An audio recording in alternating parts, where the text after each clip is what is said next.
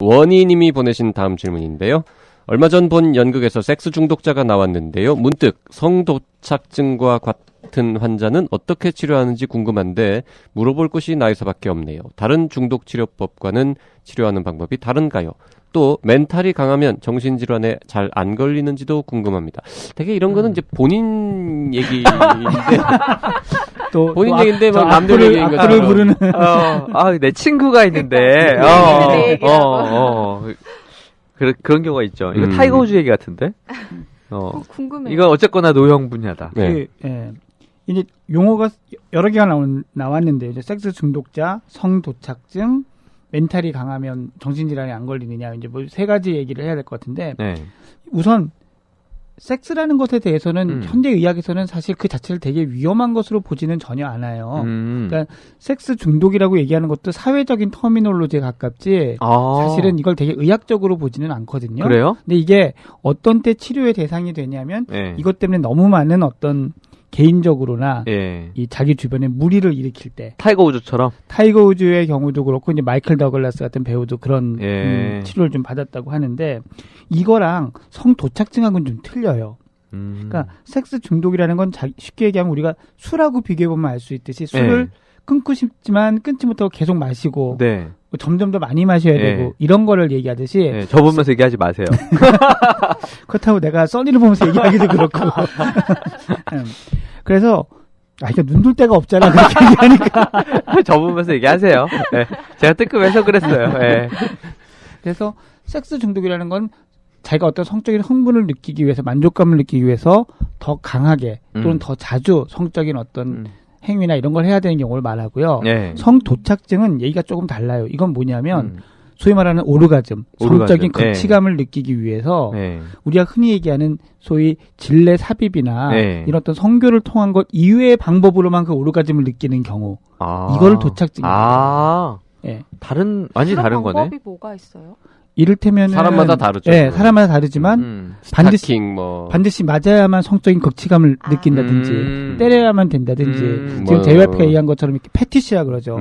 어떤 특정 의상을 해야 된다든지 그런 분들은 그런 사람 오르가즘까지 느끼는 거예요? 그렇죠. 이 방법을 쓰지 않고는 오르가즘을 느끼지 못할 때 성독착증이라는 진단을 해요. 다른 정상적인 남들 하는 방식으로도 느끼는데 스타킹 보면 또 느끼는 이거는 도착증이 아니에요. 아니라는 거죠. 그래요? JYP 친구분이 그러신가 보죠?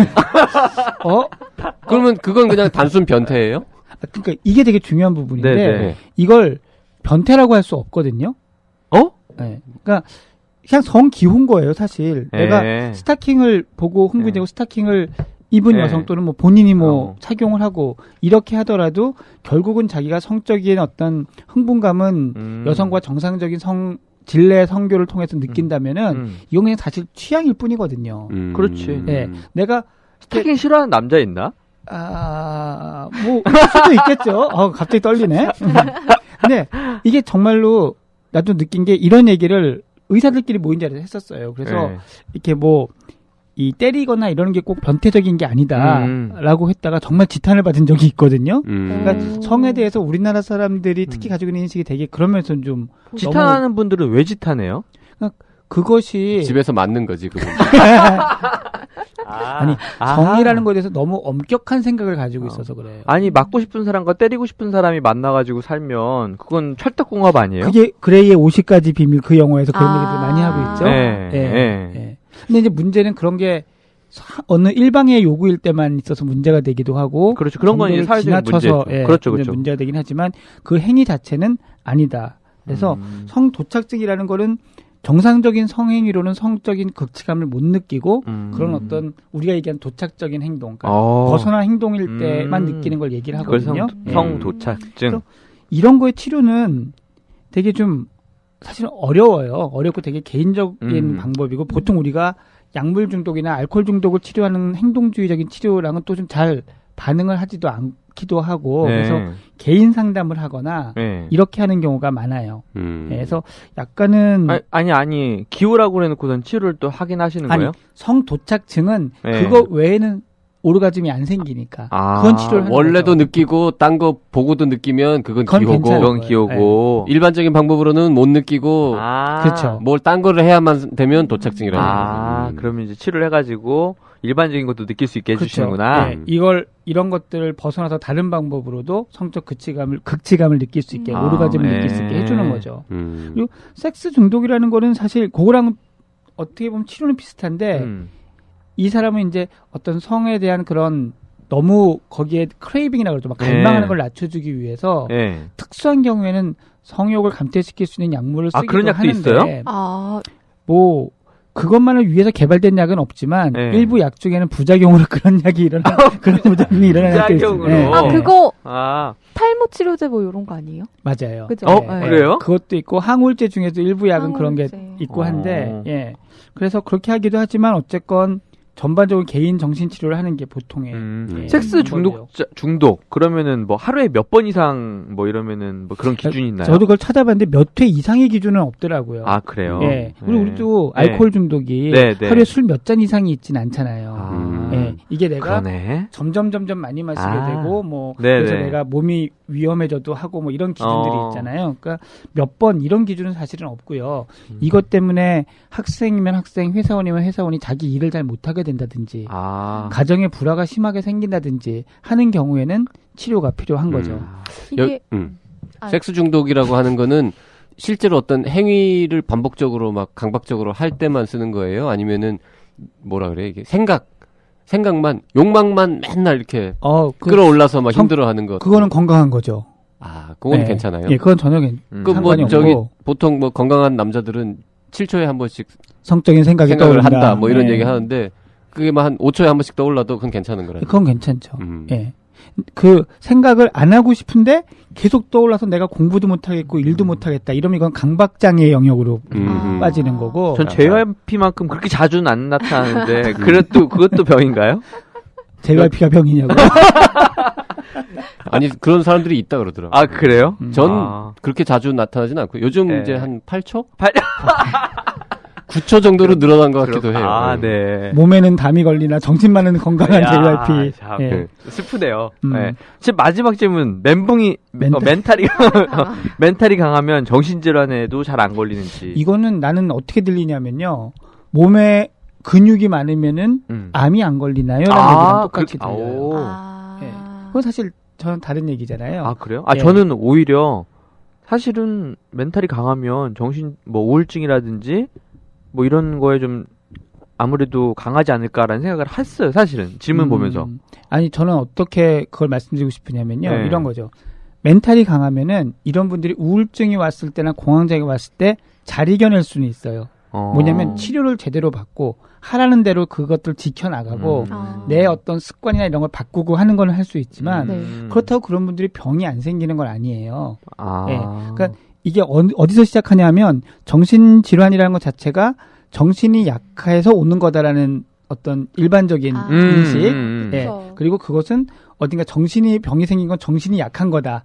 그래서 어떤 나약함하고 연결이 돼서 자꾸 그렇게 생각을 하는 건데 사실은 그렇지 않아요. 예. 제가 뭐 이건 모든 정신과 의사들이 공통으로 느끼는 걸 텐데 상대해 보면 정말 의지가 강하신 분인데도 공황장애가 있어서 고생을 하시기도 하고요. 예. 우울증이 생겨서 괴로움을 겪으시기도 하고. 그렇구나. 예, 그렇거든요. 네. 그리고 의지력은 참 없으신데 뭐 수십억의 재산을 날리시고도 두 발 뻗고 잘 주무시는 분들이 있어요. 야, 그분들 대단하신 분이네요. 예, 그러니까 의지력과는 상관이 없어요.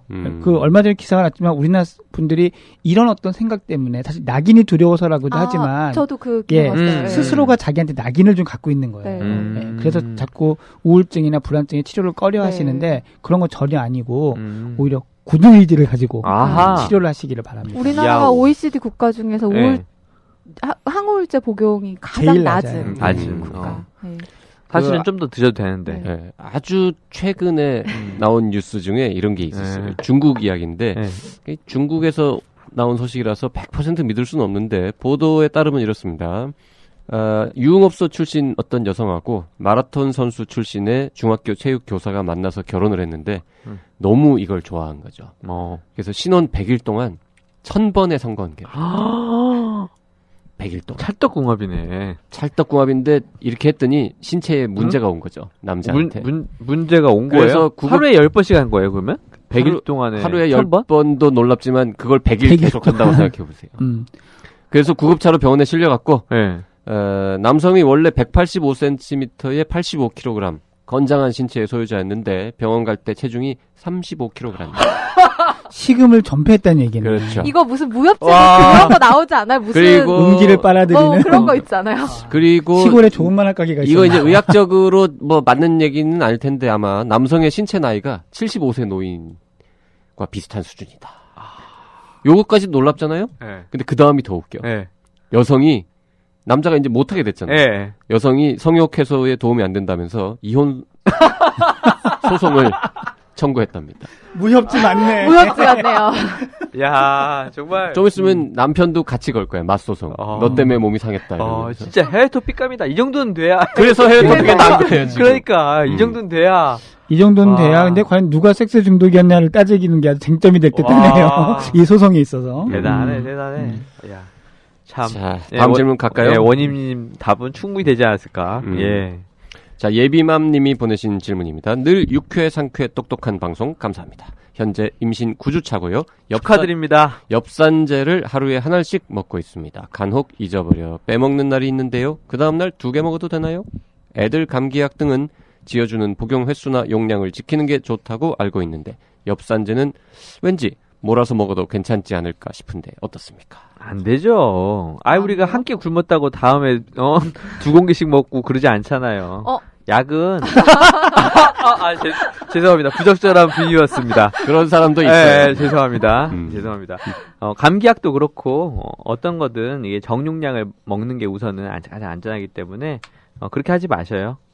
빼먹은 거는 가급적 빼먹지 않도록 요즘에 스마트폰이나 이런 거에 알람 기능, 약 알람 기능 있는 프로그램도 있고 막 그렇던데 잘 챙겨서 드시고 엽산제가 아이들의 신경관 결손이라든지 이런 그 기형아 출산의 유병률을 낮춰준다고 과학적으로 입증이 된 보충제예요. 그러니까 드시긴 드시고 잘 챙겨 드시되 빼먹었다고 다음에 몰아서 그럼 일주일 빼먹었으면 일주일 거 한꺼번에 드실 거야? 그건 아니라는 거죠. 그렇네요. 예. 자, 오늘 리뷰 플러스는 여기까지입니다. 나이사에 질문 있으신 분은 나이사 페이스북, 아이튠즈, 팟빵, 카카오 페이지 댓글로 질문 보내주시고요.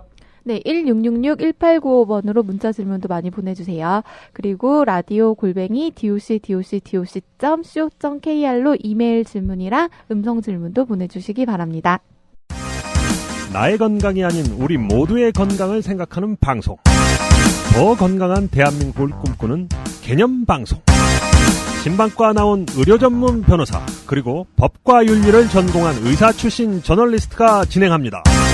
매주 금요일 오전 10시. 볼리는 신문? 아니 들리는 신문. 히포크라테스!